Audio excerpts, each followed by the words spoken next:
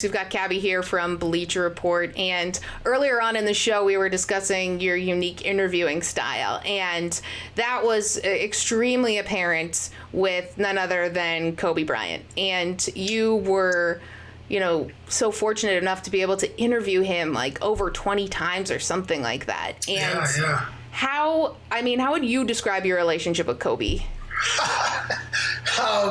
Love, hate. I loved him, and I don't know if he enjoyed all of our interactions.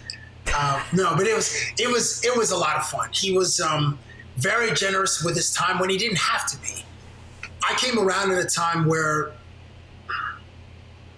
he wasn't as popular. The first time I interviewed him was in 2005, and this is a year after his trial in Eagle, Colorado, and he'd been dropped by a few of his sponsors. Nike was the only sponsor that stuck with him.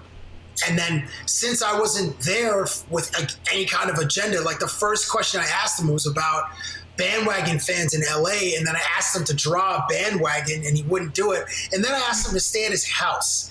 And that thread of me being sort of this presumptuous and this obnoxious like house guest, like every time I saw him, Kobe, can I stay at your house? What's your address? What's your number? Sorry, you got to give me the new number because the old number doesn't work. Playfully, of course, this was just a bit that we had, but it ran through all of our interviews. And then as I got to spend more time each time, then I involved props. And props was like was a tool, a device that I leaned on a lot in my interviews because it gave us something to do.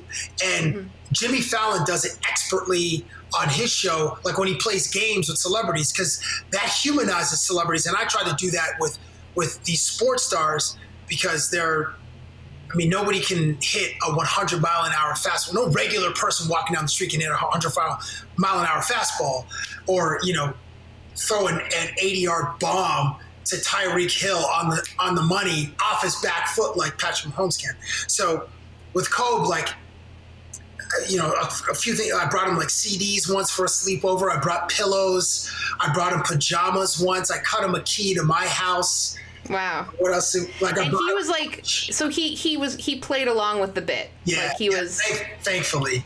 And every time, so there came a point where I started I would pitch him ideas. So I'd write like, okay, this is the bit. Like every time it was like two new bits, and he would generally shoot them down. It involved like some Saturday Night Live type of sketch. And I'm not a comedy writer, but I tried to like push myself to write something that I would hope he would find funny. He's like, nah, no, I won't do that one. Every time I was like, nah. So there was one time, Jules, that he is like, okay, the bit was, and I wish we got to do this, was what if Kobe Bryant never went to the NBA? What if he went to Duke and he was a student at Duke? And in the bit, him and I were roommates.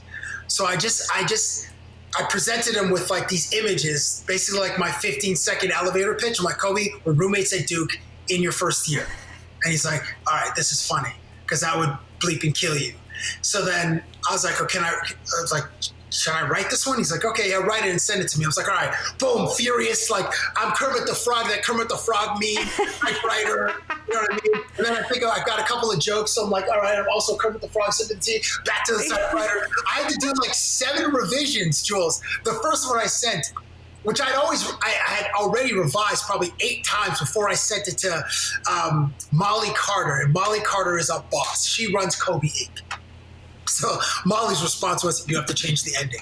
At the end, like the bit was like the lights are off, we have girls in our room, and then like there's, the RA comes by to do like a curfew check, and then there's a little bit of giggling, and she's like, you have to change it. I'm like, we're college students. We're like 18. Of course there's going to be girls in the bit. I wrote like 5 more, and then eventually just like radio silence. Like I never. Oh man! I was like, okay, this is all right. Like, let me talk to him. Let's try to figure out if it works in the schedule. But at the time, Kobe was building a studio. Like towards the end of his career, he was.